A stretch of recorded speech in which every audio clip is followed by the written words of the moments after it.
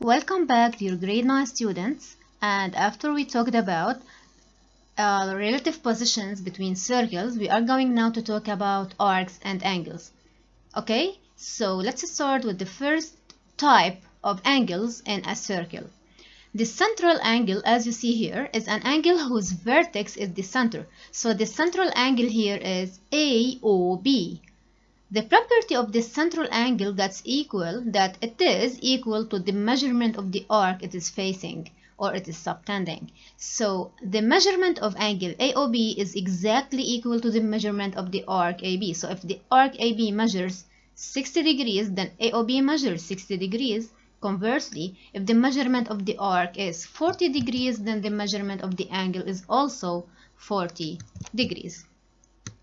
The second kind of angles in a circle is the inscribed angle. And here are two photos, two images for the inscribed angle. The inscribed angle has its vertex on the circumference of the circle, as you see here. Angle BCA is an inscribed angle. ADE is an inscribed angle. An inscribed angle may also have the form of this, as you see here. It may be between a tangent and a chord. So XAC is also called an inscribed angle. Notice that its vertex is on the circle. Now, what's the property of the inscribed angle? The measurement of the inscribed angle is equal to half the measurement of the arc it is facing. For example, angle ACB here is equal to half the measurement of arc BA. Similarly, angle ADE here is equal to half the measurement of arc AE. So if arc AE equals 80, then angle ADE equals 40.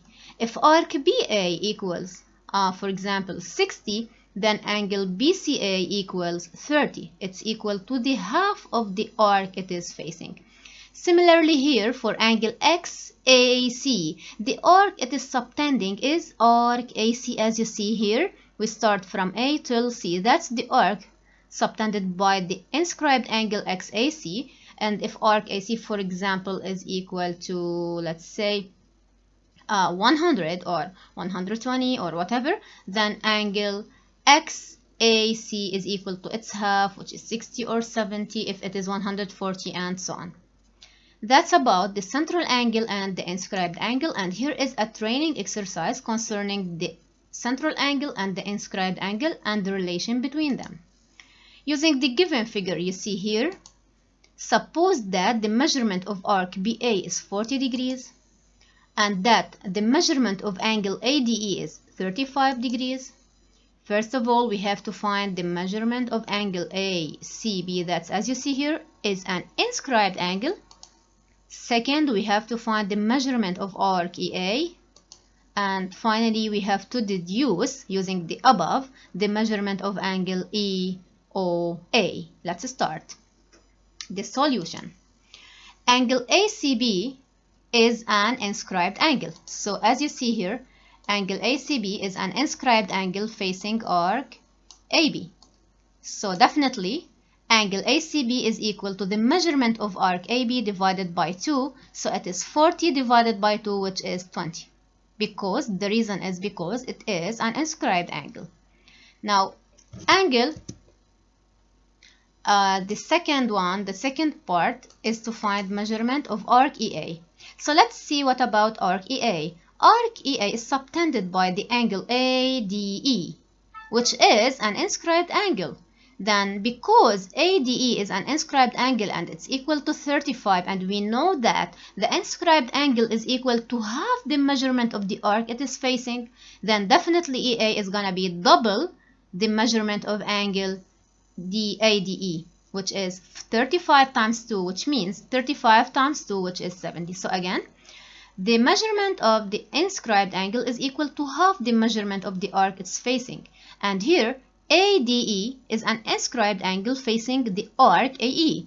But ADE equals 35 degrees, then definitely AE is equal to the double of angle ADE because it is equal to the half of the arc. Then the arc is equal to the double of the inscribed angle. So 35 times 2, which means the double, equals 70 degrees.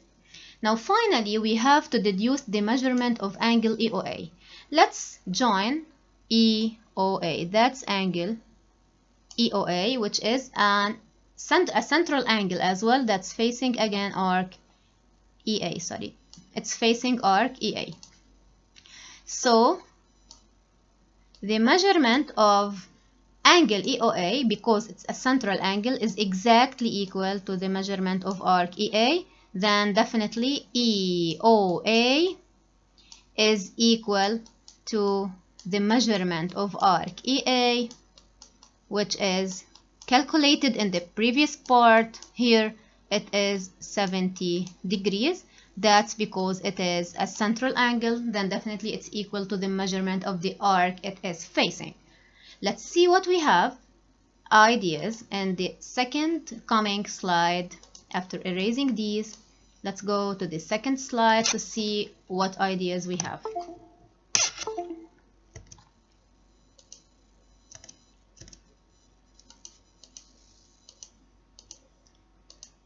In this slide, we are going to talk about the inscribed angle facing the diameter.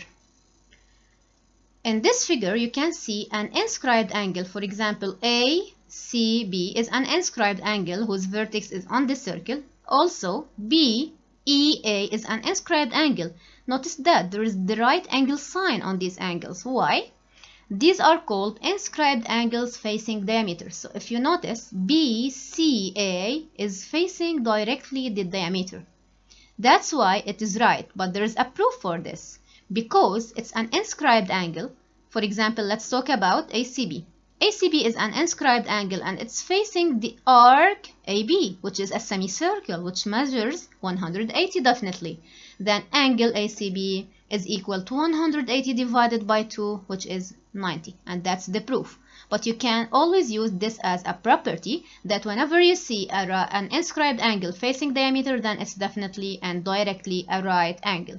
Similarly, again, for AEB, it's facing the semicircle BA, so it is equal to 180 by 2, which is 90. So directly, we can use it as a rule. Any inscribed angle facing diameter is always a right angle. Here is a training exercise.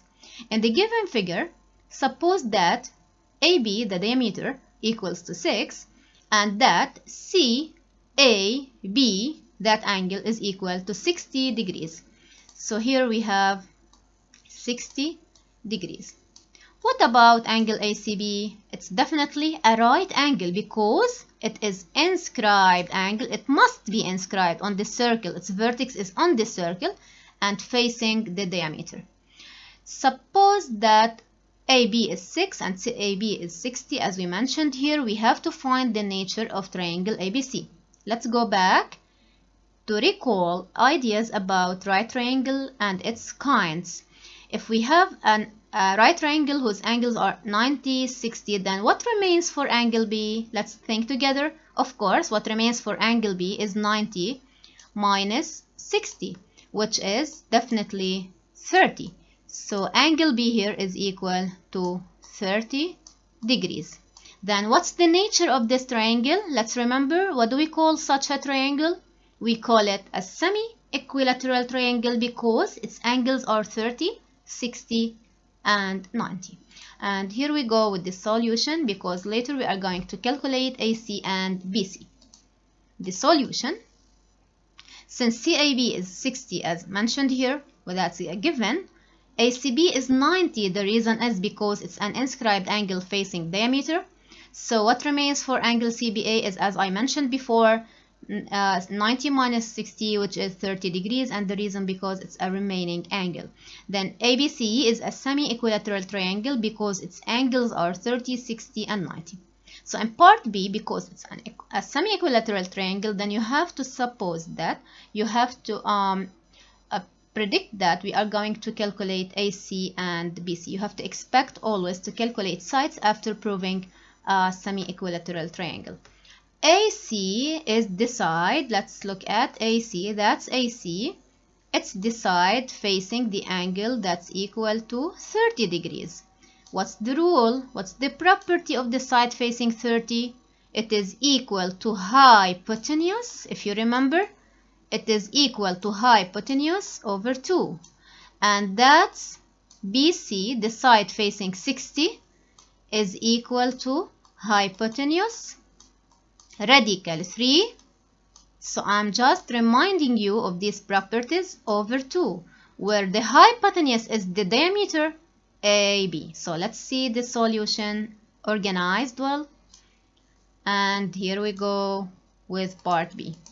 So AC is equal to hypotenuse divided by 2. The hypotenuse is the diameter BA divided by 2, then it's 6 divided by 2, which is 3. The reason is because it's side facing 30. CB is equal to the hypotenuse times radical 3 over 2, then it's 6 radical 3 over 2, which is 3 radical 3. The reason is because it's the side facing 60. So if you notice, we can relate arcs and angles to properties of right triangles. We can use most geometric ideas together, as you see in this training exercise.